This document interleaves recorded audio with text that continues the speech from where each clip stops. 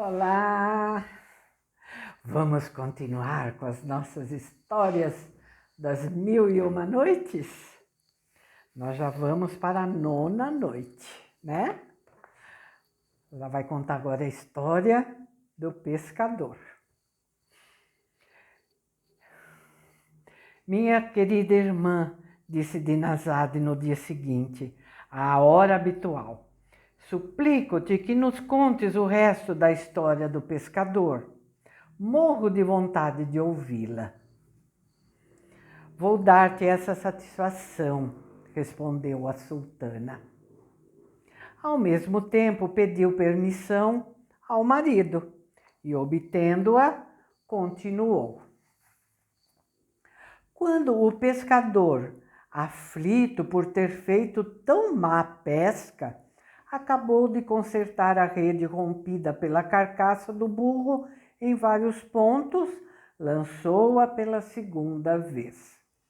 Puxando-a, sentiu ainda grande resistência, o que o fez imaginar que estaria repleta de peixes.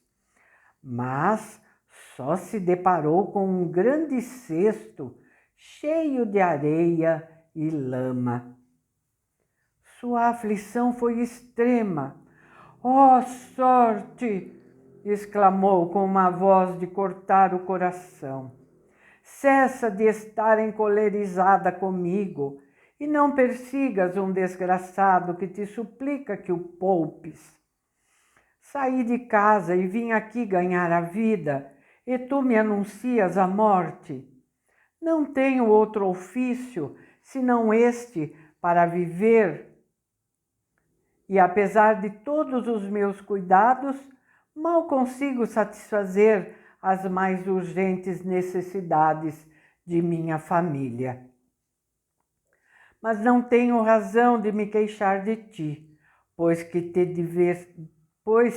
divertes em maltratar os honestos e deixar os grandes homens na obscuridade, enquanto favoreces os maus e ergues os que não possuem virtudes que o recomendem." Cessando as suas queixas, atirou o cesto a um lado e, após ter cuidadosamente lavado a rede enlameada, lançou-a pela 3ª vez. Só conseguiu, porém, tirar pedras e excrementos. Não se pode descrever o seu desespero. Pouco faltou para que enlouquecesse. Entretanto, como o dia começava a despontar, não se esqueceu da sua prece, na qualidade de bom muçulmano. Em seguida suplicou: "Senhor, bem sabeis que só lanço a rede 4 vezes por dia. Já a lancei 3, e do meu trabalho não tirei nenhum proveito. Resta-me uma.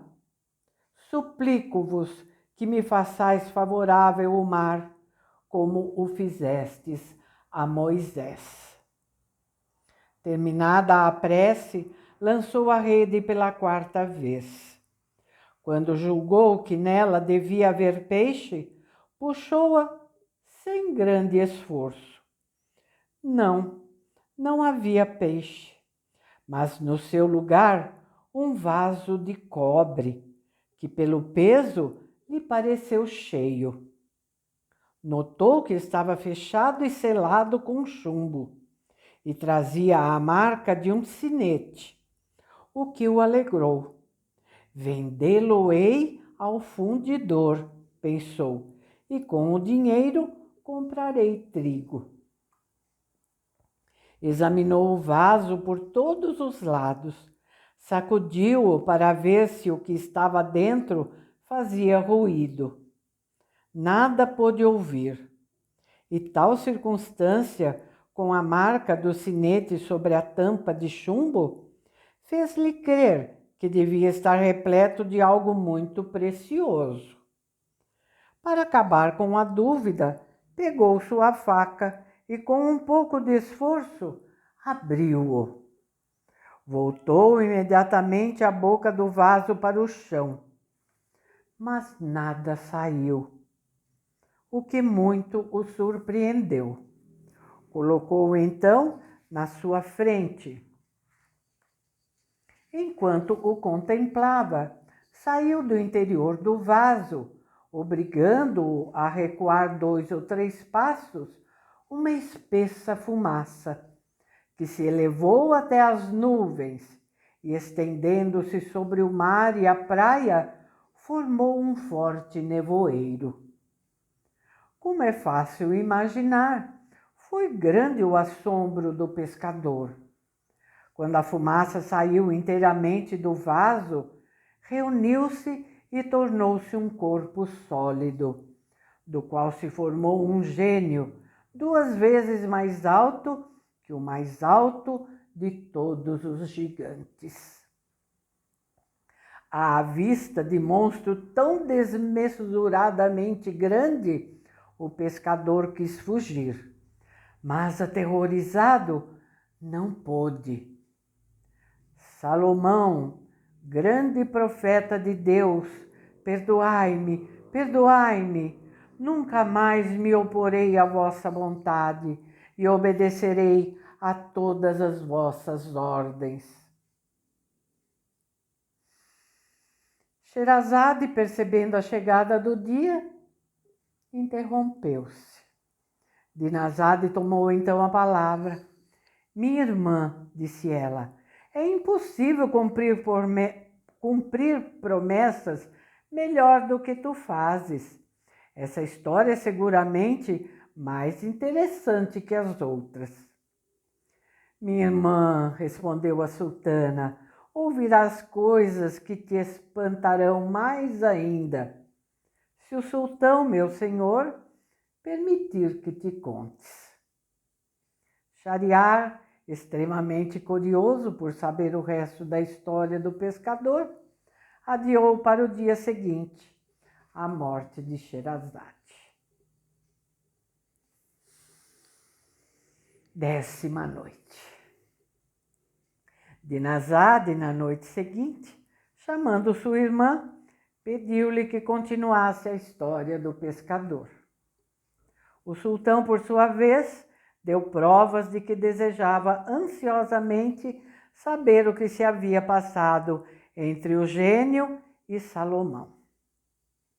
Por conseguinte, Sherazade prosseguiu. Mal o pescador ouviu as palavras do gênio, disse-lhe, tranquilizado: ó espírito soberbo, que dizeis? Há mais de 1800 anos que Salomão, o profeta de Deus, está morto e nós nos encontramos atualmente no fim dos séculos. Contai-me a vossa história, porque estáveis encerrados neste vaso?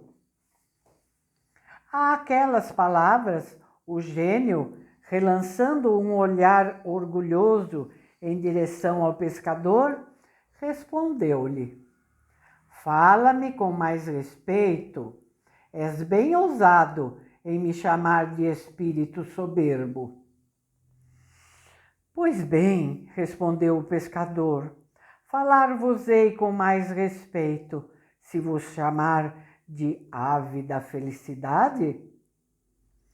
Digo-te, repetiu o gênio, que me fales com mais respeito antes que eu te mate. E por que haveríeis de matar-me? Perguntou o pescador. Acabo de pôr-vos em liberdade. Já vos esquecestes?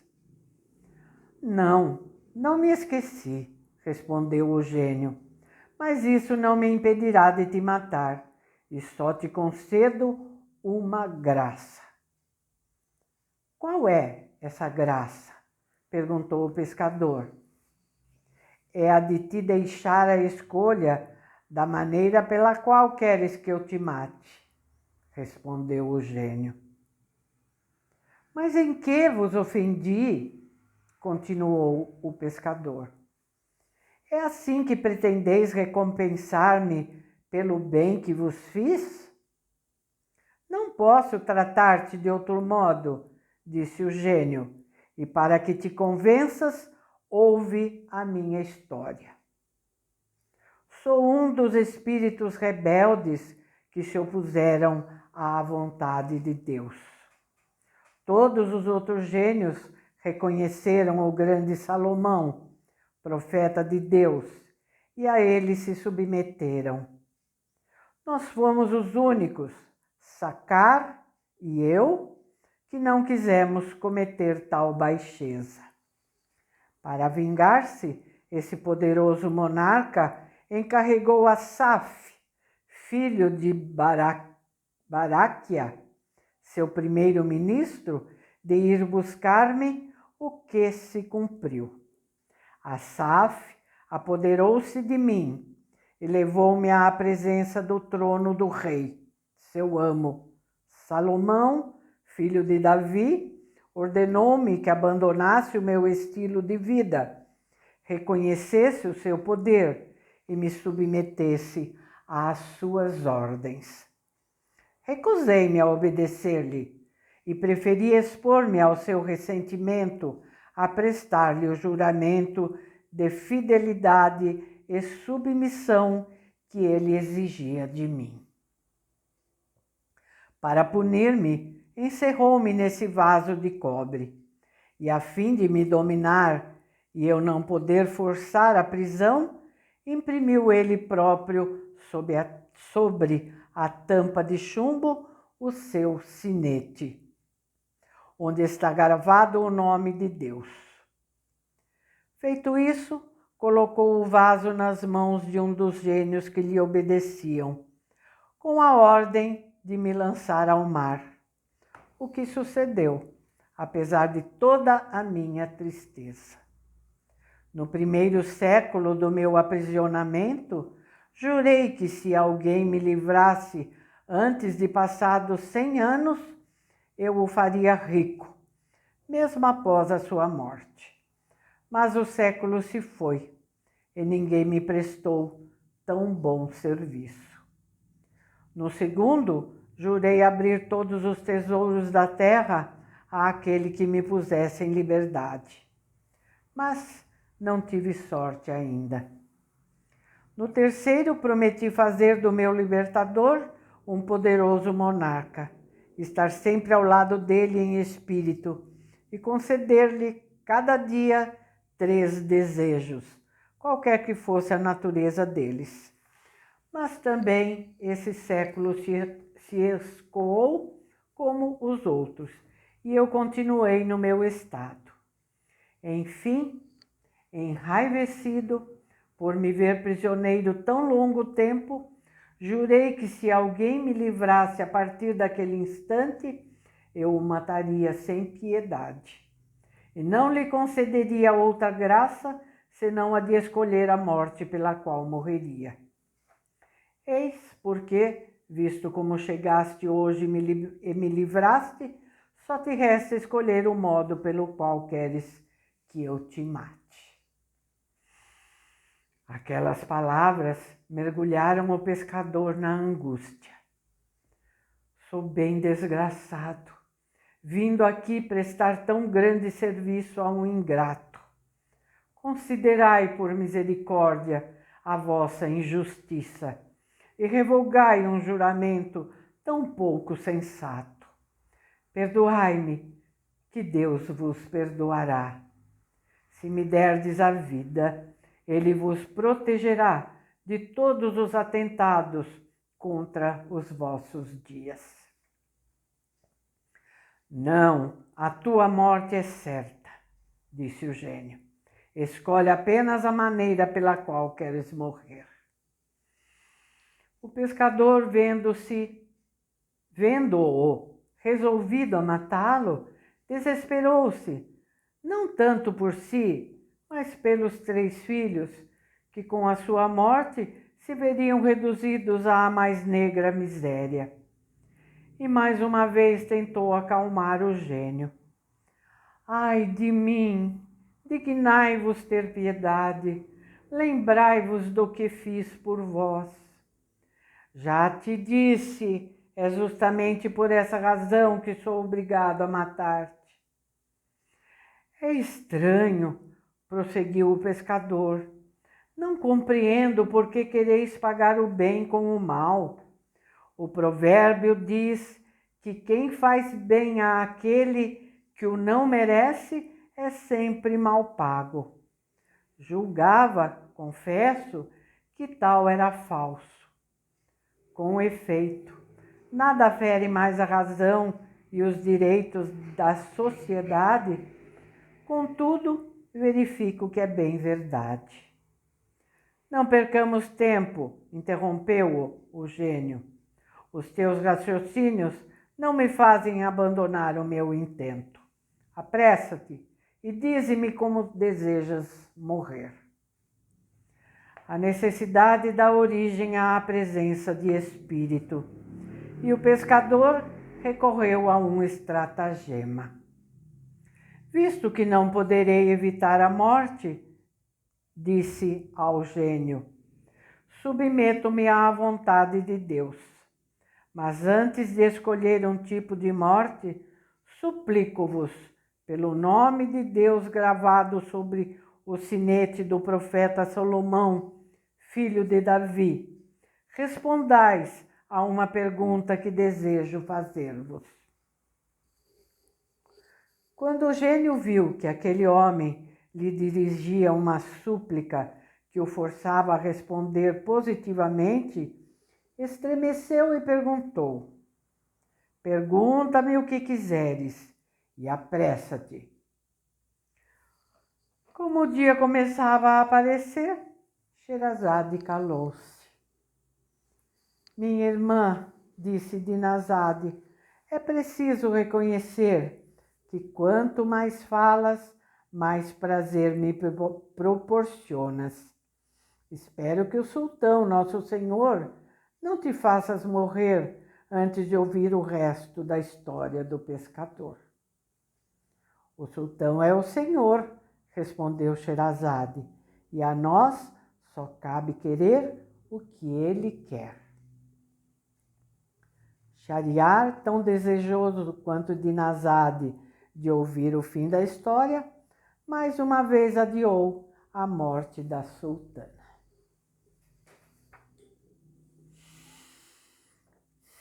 Bom, nós vamos ficar por aqui porque a próxima noite é meio longa, aí o vídeo vai ficar muito longo, tá? Então, no próximo vídeo desse livro, a gente vai ficar sabendo a continuidade, então, da história do pescador. Que pergunta será que ele vai fazer, não? Que estratagema será esse, né? Estamos curiosos também, né?